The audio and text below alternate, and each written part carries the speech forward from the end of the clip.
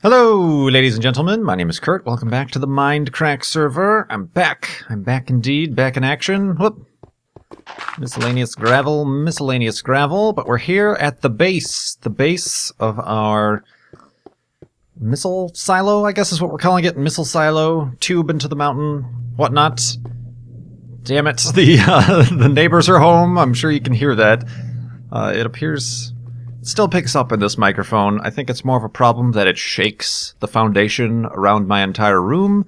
It's more so than just the sound going into the microphone, so we're just going to have to deal with it. It's going to be closing in the next 5 or 10 seconds, but yeah, we're here at the base of the missile silo. What's going on? We're at the base of the missile silo. Something is leaking, apparently. But as you can see, looking up, we've made some significant progress. We still have this large chunk of unexploded chunkiness up there. I have kind of gone around and dug down around the perimeter just to get the shape right. And it's going well. Things were going slow. I've been doing this all with pickaxes. But I did... Oh, I still haven't fixed what's wrong with the skins. But I did, because things were going so slow, I did last night, just off camera, I made a little trip down to the Ender farm and decided to try my hand at some enchanting. It certainly goes a lot quicker and is much more bearable. But yeah, on me, I have, that one I've already had, the Unbreaking 3, but it was weird. I couldn't get all level 30 enchants. I couldn't get anything other than something with Silk Touch or something with Fortune. So here I have this one, which this is the second of the same iron with efficiency 4, Unbreaking 3, and Silk Touch 1. I had another one, but I just blew right through that, which is why I also have, stacks of smooth stone, because I was just digging, I know Silk Touch, yeah, you gotta use it for something amazing, but I got 2 of them. And then I also got Efficiency 4 and Fortune 3, and then another Fortune 3. So I was just looking for efficiency, just so things would go quicker. But now I feel like I have to save these for a better purpose. I also those were already enchanted. I just enchanted my armor to see what's going on. Projectile protection on my pants. You gotta protect your pants against projectiles. And regular old protection, too, on the old chest plate. But yeah, I apologize that I'm using... see, now I feel like I should... Everybody wants Silk Touch for now gathering ice, but it was just so easy to get for me. I kept getting it over and over and over again. I don't feel like I should use the Fortune. Or should I keep the Silk Touch? See, I don't know. I'm at a loss. I don't know what's going on. Oh, people who are on right now. Etho, Generic B, and BOO are on. Sunday is an exciting day, Sunday afternoon. But yeah, I'm back in the MindCrack world because I felt like I should do a... Hold on. If you haven't watched my Ultra Hardcore video, watch that first. Because important things happen, and I don't want to spoil them for you.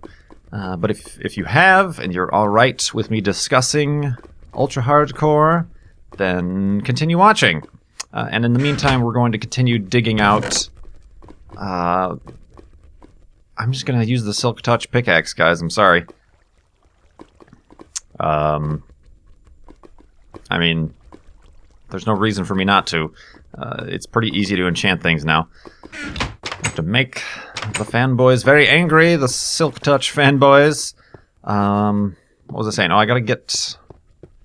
From the bottom, it's getting harder and harder to get up to the top. So when one does go... when one does go to the Ender farm to farm the Enders, you end up with a bunch of Ender balls.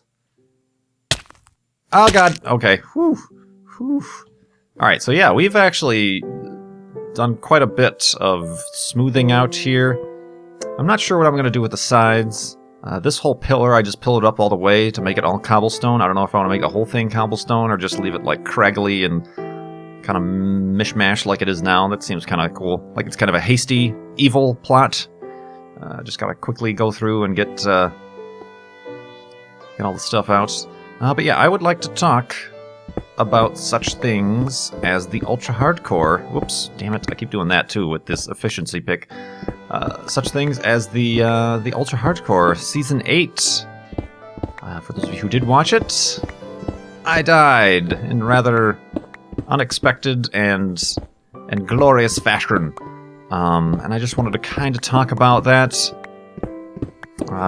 There was really no controversy this time. It was pretty clear that my plan was flawed.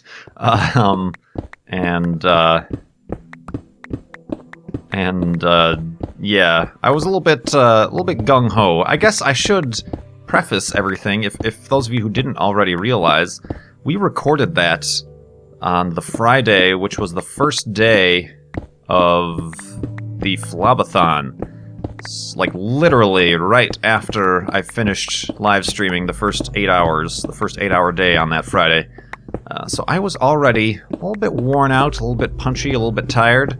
And I guess that kind of influenced my speed tactic to try to get ahead.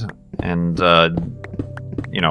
my plan was to just get tooled up, get a bow and arrow, get a diamond sword perhaps, armor up, and then go hunting. And try to catch people off guard who are taking too much time, say, hunting for enchantments, or diamonds, or gold, or things like that. Perhaps not the greatest of plans. I suppose it all depends on how close you are to somebody else, you know? What am I doing? I have like a stack of TNT I brought with, but I didn't bring anything to light it with, damn it. Is there any... Yes, there's an entire pillar of gravel. Let's go get that. We'll create a flint and steel, and we will start using this TNT as I originally planned. I have a shovel. So yeah, I don't know if that's the greatest plan. And also, I guess if we're going to be talking about my death, I should also continue to preface this chat. Not a single... Oh, I think they're probably playing the paintball or something like that, or there's some hazards going on. Who knows? We'll let them be. Alright,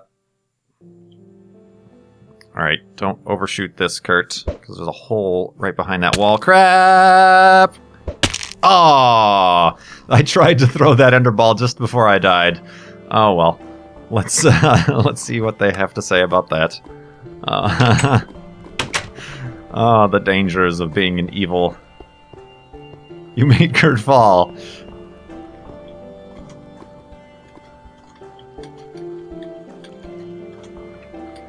Yeah, I felt that one way over here. What was I saying? Oh yeah, I haven't watched Etho's perspective yet. It's Sunday afternoon, so we haven't released the episodes yet. So I haven't seen Etho's perspective. Dang it, now I gotta get all organized again. Where's my bow? I don't even have any arrows. I don't know why I'm carrying a bow. This thing, I need food, and I need torches. Okay, I think that's all I need. And I need to safely make my way back up there. Alright, let's be safe. Be safe, be safe! Ow. So yeah, I haven't seen Etho's perspective. I'm assuming, and this is just going to be my guess, before seeing his perspective... God, he's destroying everybody.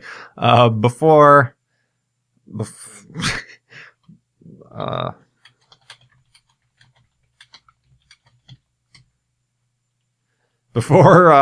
reference. Before even watch... Oh, damn it, I did it again, didn't I? No. Oh, God, I'm in a wall. Whew. That's interesting. Before I watch Etho's perspective, I'm just going to guess what went through his mind. I did see at the end of episode 3 that just out of the corner of my eye, you could see Etho. And had I seen him, I might have been able to kill him because he was out in the open crafting armor, or enchanting armor, rather. So he was at one point completely armorless. Dang it. So if I was able to sneak up on him, I would have been able to wreck his face. But, you know, hindsight, obviously, is 2020. So, you know, there's a lot of armchair refs or coaches there. Suck it. Oh, no. Woo. So a lot can go through somebody's head. Obviously, when you're seeing somebody else's perspective and you're watching on YouTube, you can obviously say, Kurt, how did you miss him? He was right there. When in fact, he was only on my screen for a fraction of a second in the corner as a white little blip. So perhaps not as obvious as one would think.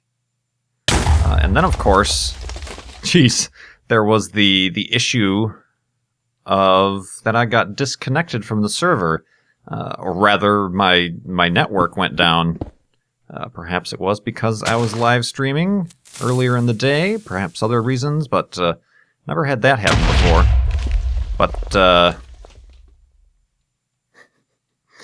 But I might have to hold... I was hoping to release this episode today, but I might have to hold this episode now that stuff is going on. I have to wait for them to release their episodes. Oh, dang it. This is a very roundabout explanation of what I'm trying to say here.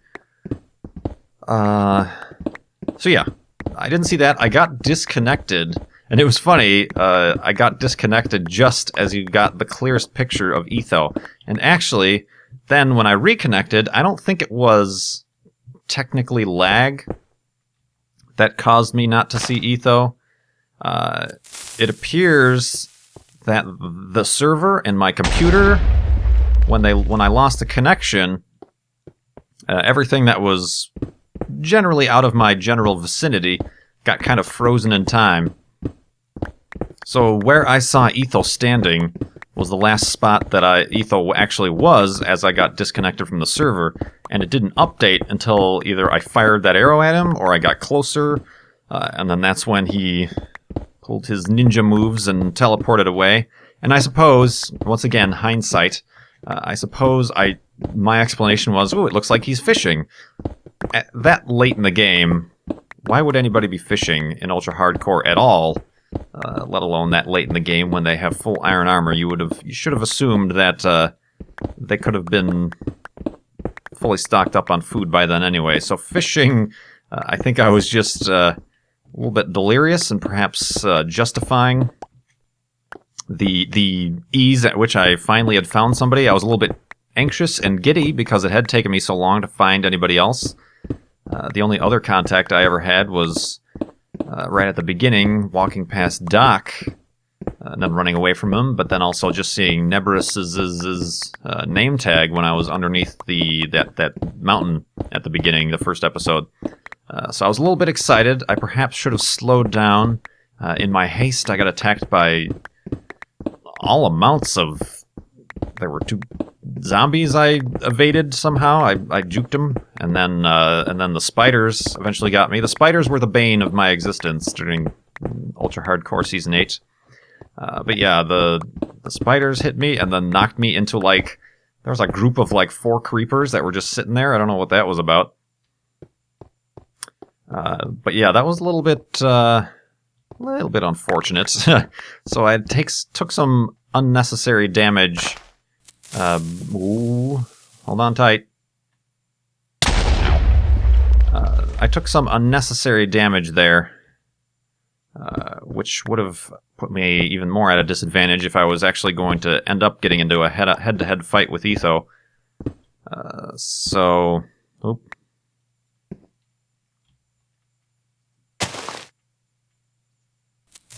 Oh, crap, taking myself away. Whoosh. It's going much quicker. So yeah, definitely an ill-advised tactic. Also a little bit of a connection glitch there where I didn't see him until it was too late. And then my final last-ditch effort was to pillar away. I suppose more reasonably I should have just pillared up to those trees and tried to jump away in the trees. I was also considering the fact that previously I had mentioned how I thought there was a way where you could just pillar up into the sky and then be out of the range of arrows. So I was I had that in my mind. I'm like, okay, I can get out of the range of his arrows, but maybe I'll be able to shoot back at him from this altitude. I didn't. I had gravel on my bar, so that was a dumb idea anyway, because he could have just come with a torch and totally destroyed the pillar. But he actually, with all due credit to Etho, that was a very good shot. I'm really looking forward to his perspective to see how he saw it.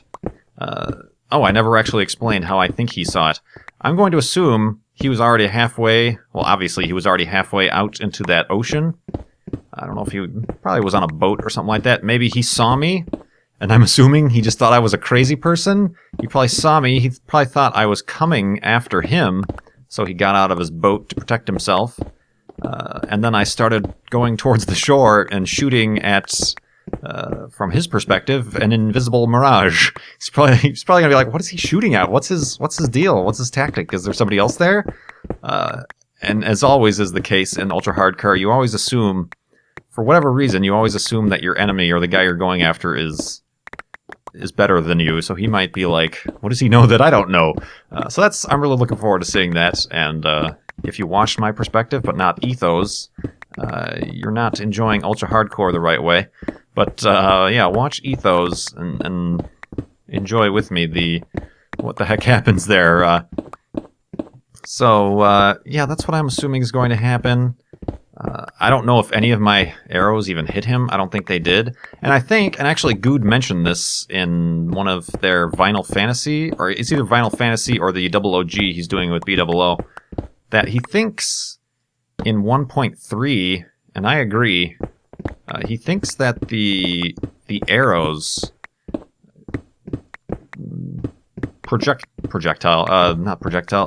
path, like their power has changed.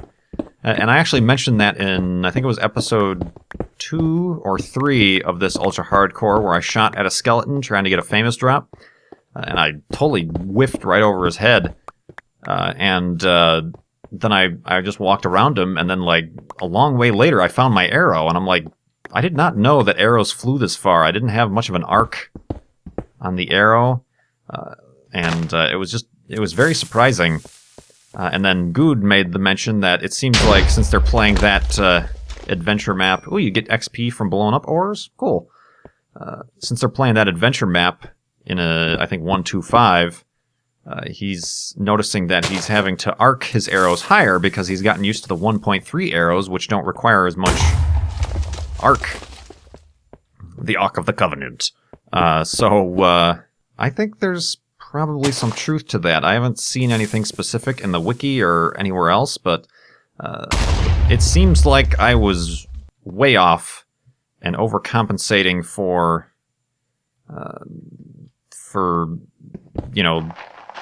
the arrow's path that would have... Oh, damn it. Why'd I do that? That would have... I guess I can do this. Been more proper for earlier versions where you do require a large arc to get a good shot off. Ooh, that was a good one. Before 1.3 update. So I'm thinking there's something with that, and myself never having legitimately played version 1.3 before doing Ultra Hardcore was at a big disadvantage there because I had no idea that was even a thing. So it's kind of weird. I'll have to look into that and, got to recalibrate the way I use my arrows for a future version of Ultra Hardcore. But I think it went well, and at the end there, I almost said, "Oh, I'm glad I'm dead, because I'm tired." But I didn't want to say that, because it would have sounded like I wasn't trying to compete, which I was. I really wanted to win. I thought my strategy of blitzing and quickness was the way to go, but apparently not. But yeah, I had a fun time, and I'm looking forward to seeing how the rest of it goes, because I didn't stay up to see if and how they finished that night because I was very tired and I had a long weekend ahead of me. But yeah, Ultra Hardcore was fun. We'll have to see. I'm really looking forward to Etho's perspective on that. And we are continuing. Oh, see, this looks awesome with the moon going overhead. Shoot the moon! Shoot it! The rocket missile thing, whatever I'm going to have in here. Oh, see, I really missed that. Oh, I got it back. Thought it broke. Is that bug back where you duplicate items? Yep. Are you back? Well, guess not.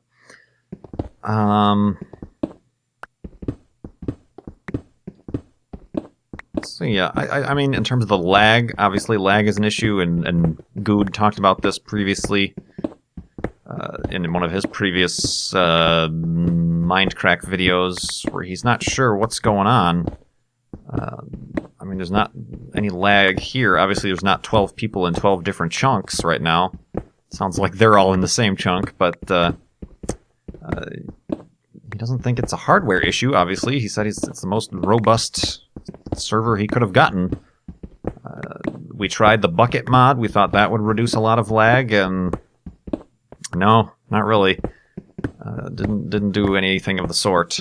So we'll be working on it in future versions of Ultra Hardcore, I'm sure. Now that we're back into it, I think we're all very excited to get a little bit more frequent with it, or perhaps not the frequency we had it before. That might have been a little bit overkill. We like to keep you guys thinking and guessing. And of course, there's this season still needs to play its way out, so we'll see. So yeah, that is the way that cookie crumbles.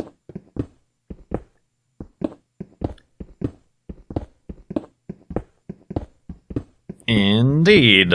So this is how I've been doing the last couple days, just randomly coming on here. Not that much left. We've almost got a complete missile silo here. I do want to fill this in, and since I have all this smooth stone, I might as well do it with smooth stone. That's all I've really been doing. I haven't been, like, totally filling stuff behind here. There. And I'm starving. Ah, almost fell. Let's get this coal. Whew. This is a big old project. Oh, it's a single wall.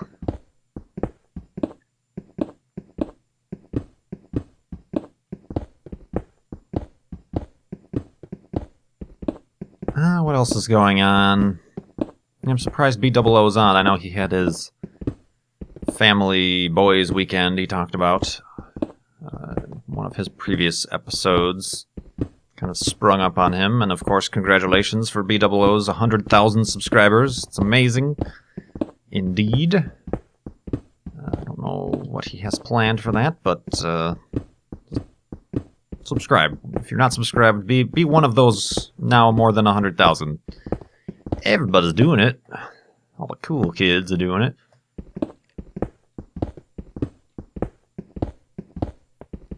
It was funny. He was talking about it's one of those things we always. It was funny when a while ago I was talking about in Far Lands or Bust how I saw The Dark Knight. Oh, dang it!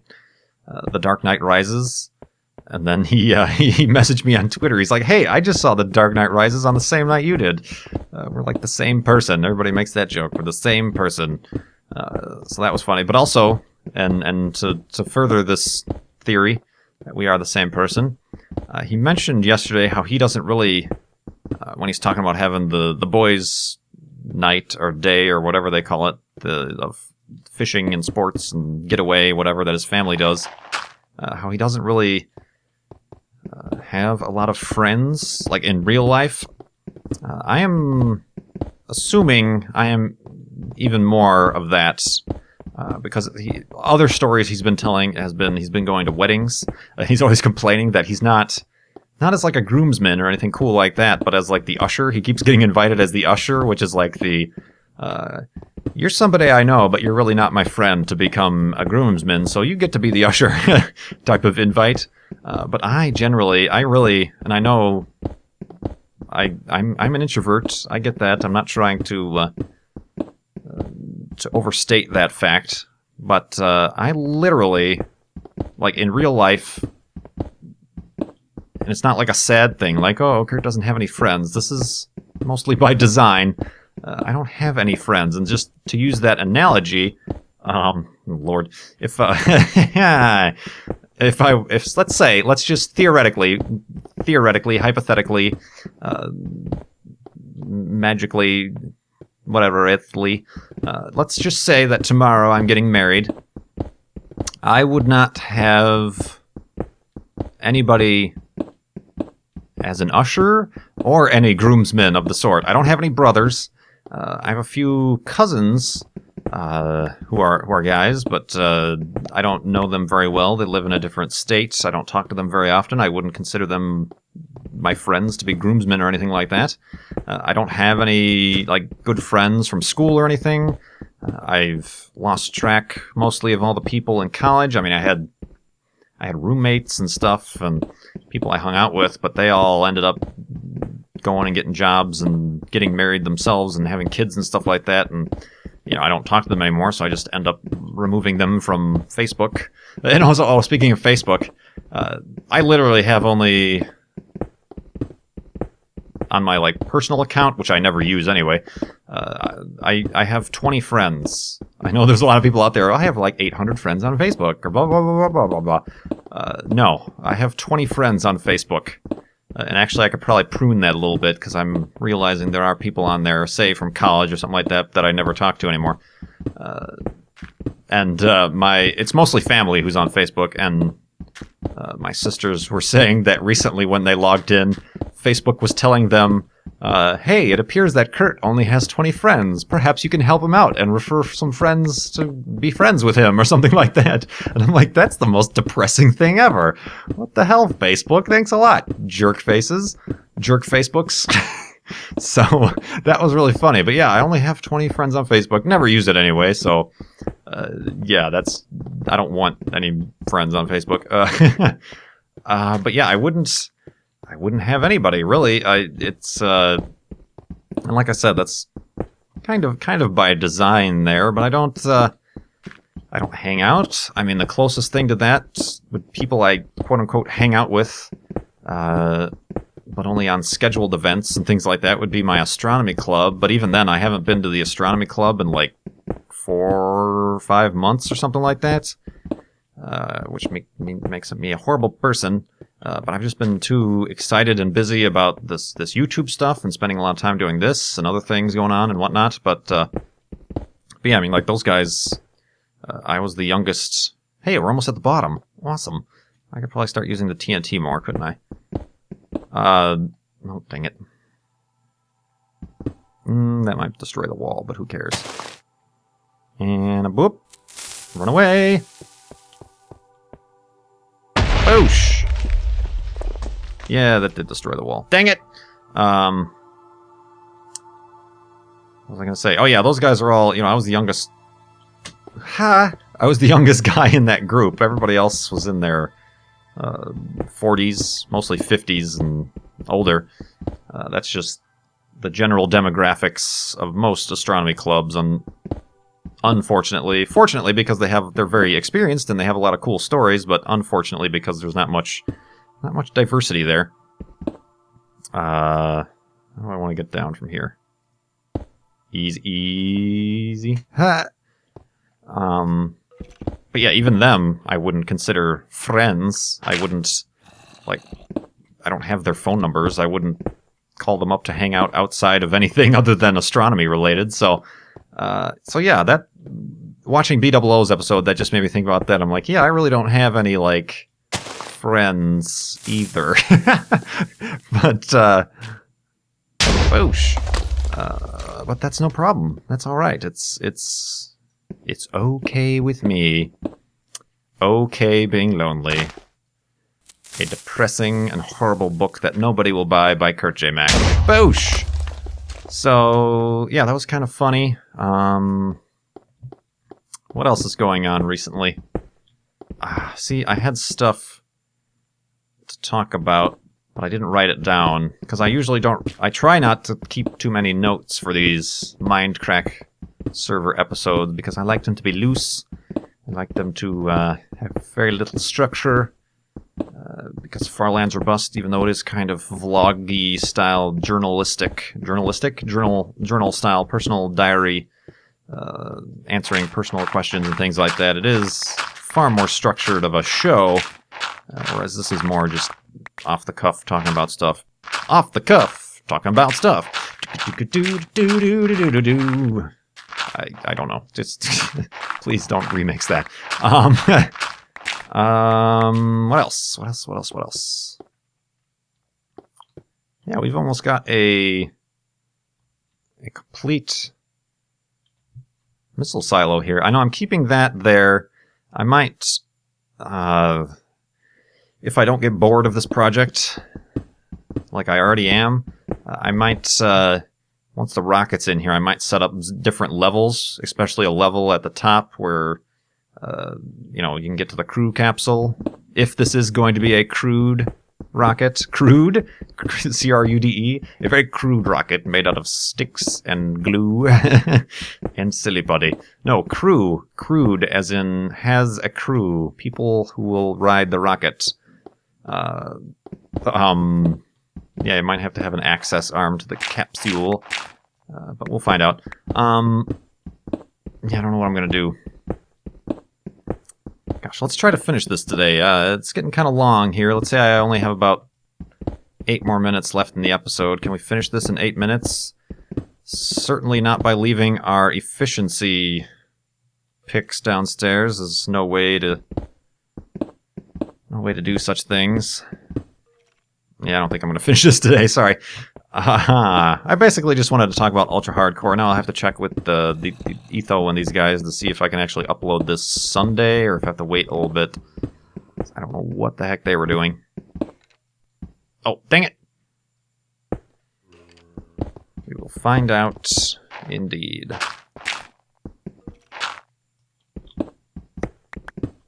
I don't know. Let me know in the comments how many friends you have. No, not necessarily on Facebook, but actual friends you actually talk about. And I know I enjoy Twitter a lot more than I do Facebook, and there was a really cool analogy that somebody made. I forgot who made it, and I'm not going to be able to give any sort of proper credit to this, but they were saying how Facebook is for people you used to know or people you used to be friends with. Yeah, that's it. Facebook is for people you used to be friends with. Twitter is for people that you'd like to be friends with or that you're going to be friends with. You know, that sort of thing. You know, you meet a lot of people on Twitter, I feel, all over the place that you don't necessarily know. But you end up seeing what they have to say and, you know, liking their comments. And they start not really conversating, but having, you know, the short little exchanges back and forth that Twitter allow. And then... you know, sometimes you end up meeting them at, like, say, a NASA social or something like that. So that is a really good analogy and kind of why I like Twitter better. It's also, it doesn't share too much. You know, you get on Facebook and suddenly it wants to share your facial recognition, your facial recognition features on other people's photos and all this other crap. So I'm like, no thanks. I will not have any part in that. Privatize every single thing about my account. Lock it down, lock it down, lock it down. So yeah, the only Facebook action you're going to be getting from me is through the Farlands Robust fan page, is where you'll be able to find me on Facebook. And I know recently I discovered that a fan page has a messages. So if you've been sending me messages on Facebook, like PMs, DMs, or whatever you want to call them, I just discovered that Facebook Pages has a separate one for that. So sorry, I probably don't have time to respond to them all because there's so many. Let's do some more TNT here. Let's see if we can get a chain reaction going as well. I think I'm doing this wrong. Let's do that. Let's see right here, perhaps. Oh, that's probably not going to work. And then maybe down here.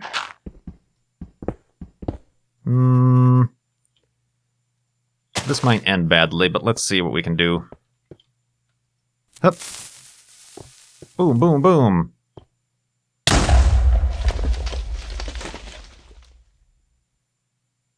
Or perhaps just boom. Single boom. Yep, single boom. Ugh.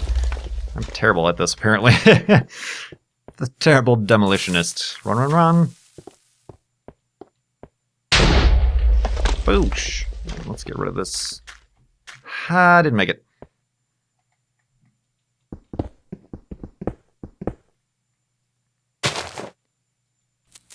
I'm too close, I'm too close. Oh, dang it. I'm really wrecking the sides here, aren't I? Oh well. So long, gravel. It was nice having you for the brief moment that we did. But yeah, what was I talking about? I was talking about Twitter. Yeah, you guys can see I follow like 1,000 people, or more than 1,000 people on Twitter. And I think that's just the proper way to use it. I think people, when they join Twitter, or they're just watching it from the outside, they think, like Facebook, they think like that you have to keep up with everybody's messages. Perhaps they get confused with the similarities between Twitter and text messages. Like they feel like all the people they friend on Twitter, they have to treat every one of their messages like a personal text message. So how could you possibly follow 1,000 people? I don't, like, follow every single word that they spout out. I'm on, I check. I don't really ever rewind my timeline feeds, so if I miss a tweet, if it was important or directed at me, they would have sent me a DM or a reply, an @ reply.